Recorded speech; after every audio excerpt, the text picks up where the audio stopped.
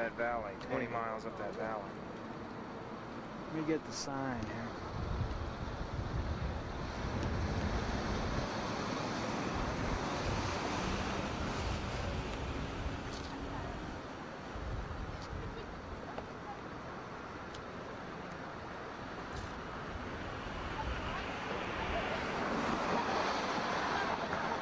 Manufactured heavy equipment, steel mill rolling equipment, and large forge presses and things like that.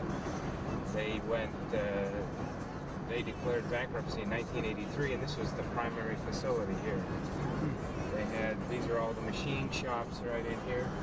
When was it founded? 1898.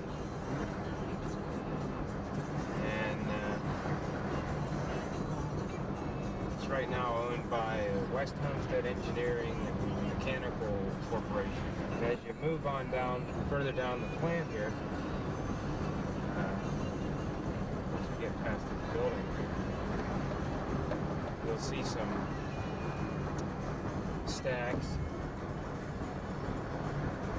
on down here.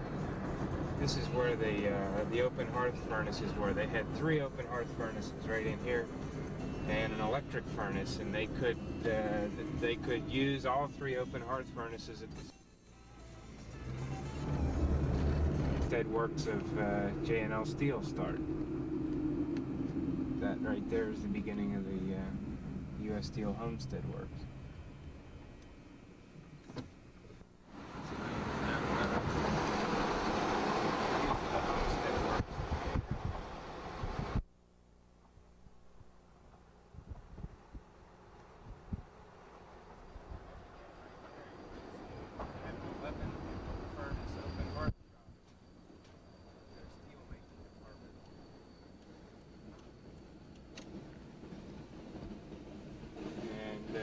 They did was they would bring molten iron in from across the river over into Carey Furnaces, bring it right in here on this up this raised floor, and put it into the open hearth furnaces. Each of those stacks is 1 open hearth furnace.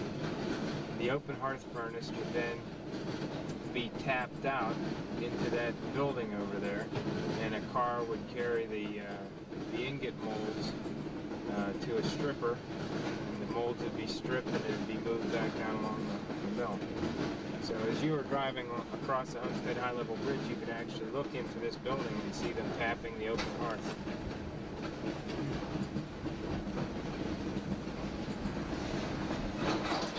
Homestead was a structural beam and heavy plate mill. They made things they made structural pieces for fabricators. Okay. This is the U.S. Steel Homestead Works. The Homestead Works, as we were saying earlier, was a mill where they made plate and heavy structural pieces for sale to basically steel fabricators. They went out of business in about 1982 here, when their largest customer, the American Bridge Division, went out of business. A lot of these mills down here are being torn down for scrap, and you can see that this is an example of it right here. The mills at this end of the Homestead Works were built primarily during World War II by the government to provide extra plate finishing capacity for tank production, and also for the construction of Liberty ships on Neville Island. These buildings down here, this is the upstream end of the plant, and it's they're all closed down. You can see there's no activity in there at all.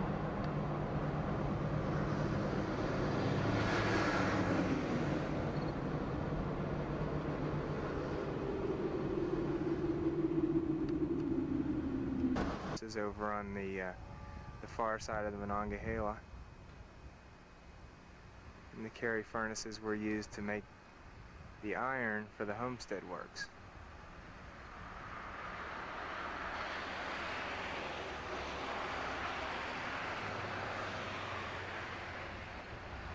The iron from these furnaces here These are the two larger ones upstream.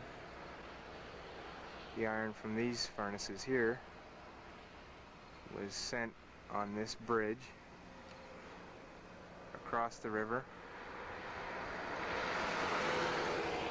and then down into the open hearth shop,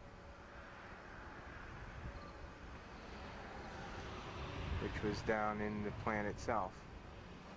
You're looking down this way into the main body of the plant.